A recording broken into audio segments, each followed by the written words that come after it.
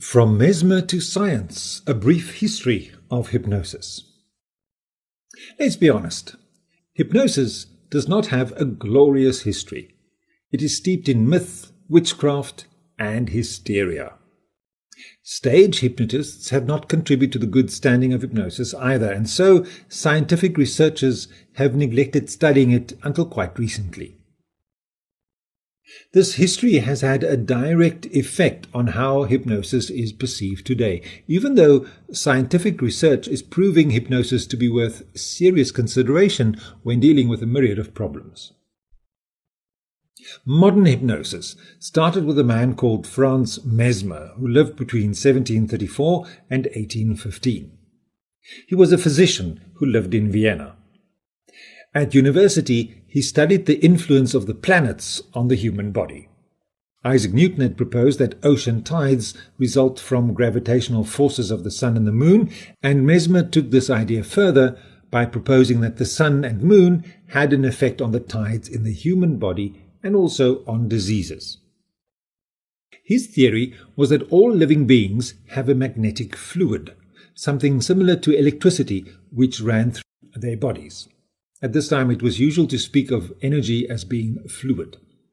He further believed that this fluid could be transferred between people and even to inanimate objects. Mesmer believed that to be healthy meant that this magnetic fluid had to be in balance. He further believed he could manipulate this fluidum by using magnets. To prove this theory, he had a patient who was suffering from hysteria swallow a concoction which contained some iron. He then used magnets, which he attached all over her body. She was cured for several hours, and Mesmer called it animal magnetism, stating that this was in fact what had cured her. Later he would abandon the magnets because he himself was of such strong magnetic force that he could simply lay hands on his patients in order to cure them. Mesmer became quite the talk of the town. He married a wealthy widow and mixed with the Viennese elite. He even entertained composers Joseph Haydn and Mozart. And in his medical practice, he cured people who came from far and wide. When he failed to cure the blind piano prodigy Maria Theresia von Paradis in 1777, trouble started brewing, and he left Vienna to settle in Paris, where he continued his medical practice, mainly for rich yet bored and sick aristocrats. He saw as many as 200 patients per day, which meant he had trouble finding the time to treat them all. Now, because Mesmer believed animal magnetism could be transferred between animate and inanimate objects, he built something which he called a baquet. In effect, it was a large wooden tub, which he filled with iron filings, glass bottles, and water. And then he proceeded to magnetize this baquet. He stuck iron rods into the top of the tubs, instructing his patients to press these rods to the part of their bodies that needed healing. Old Mesmer proved himself to be quite the showman, because he then created a salon which was richly decorated with the lighting turned low, creating a mysterious effect. There were mirrors hung on the walls, and a profound silence was observed. He burned incense and had someone play a glass harmonica, creating sounds of tinkling glass which wafted through the salon. His patients sat around the baquet, linking their hands, pressing the steel rods to their bodies, and then they proceeded to get mesmerized, which supposedly led to their healing.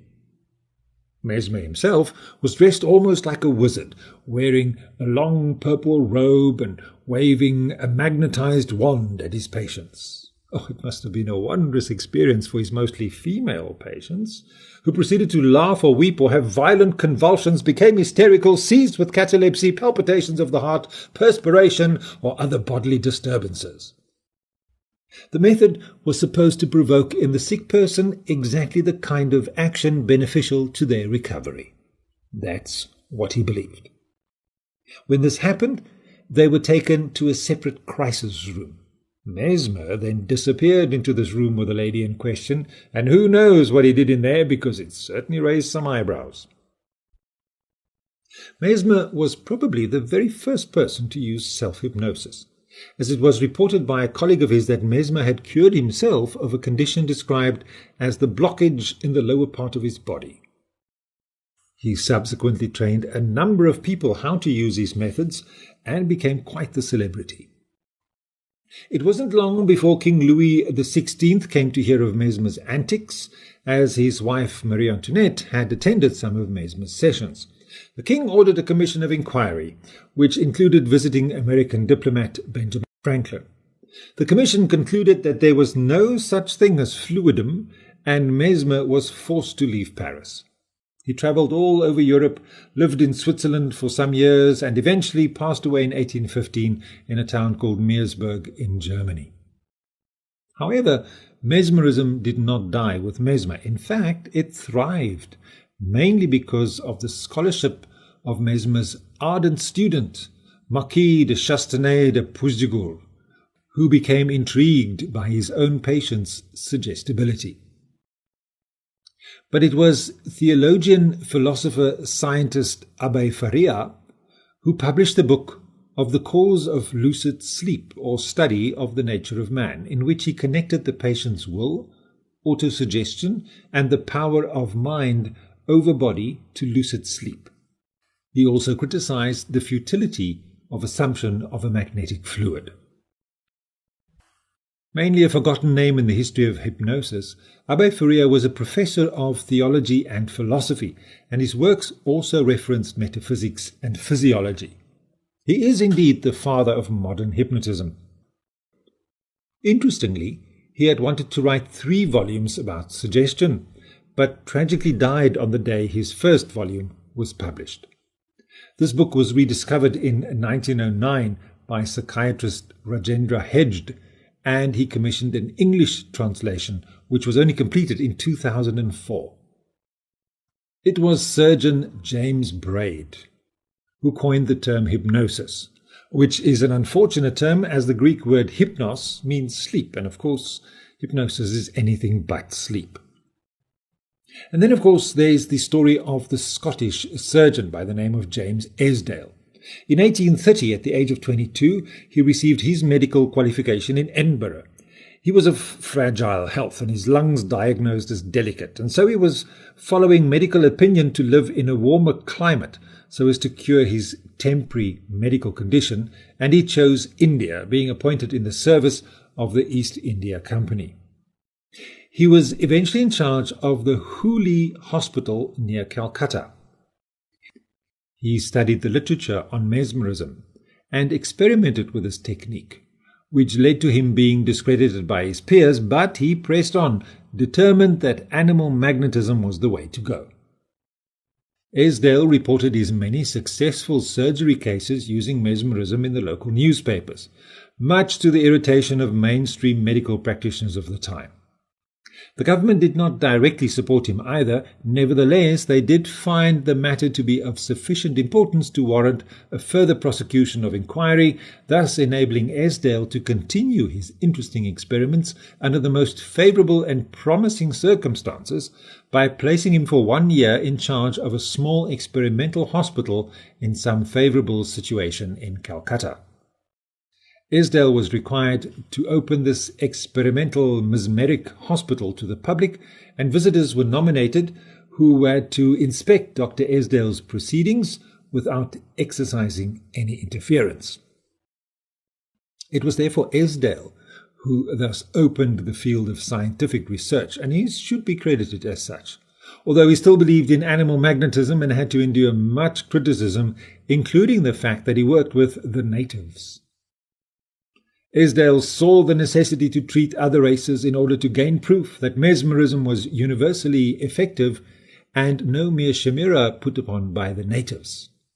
Today, we still refer to a very deep state of hypnosis, under which operations can be performed, as the Esdale state. Interestingly, celebrated Afrikaans poet Eugène Marais, who studied in London and in Europe, first brought mesmerism into South Africa.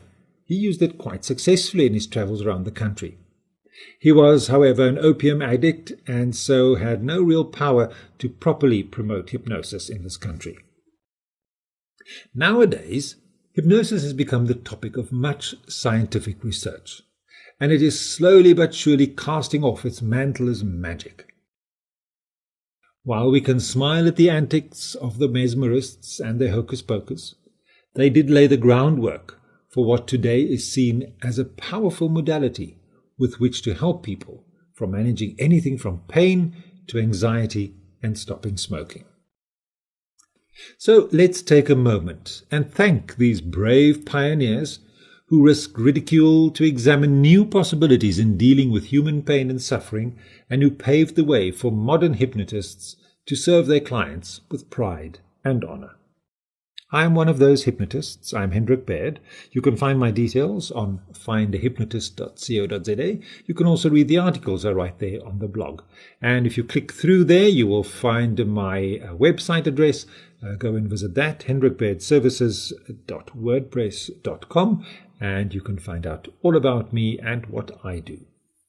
Hypnosis works. Transforming the mind.